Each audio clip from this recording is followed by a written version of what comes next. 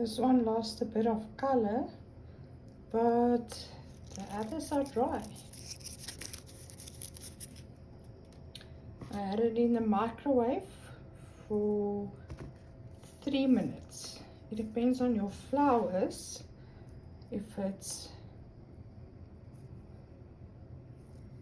a very wet, like a succulent type of flower,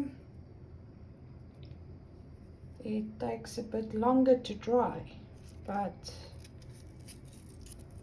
this is drying in 3 minutes.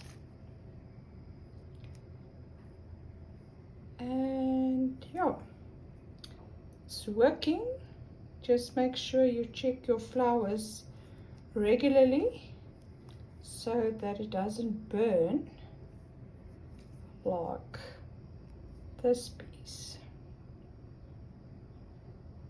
It's like it's getting brown. Thank you for watching, guys. Till next time, enjoy your video. Bye bye.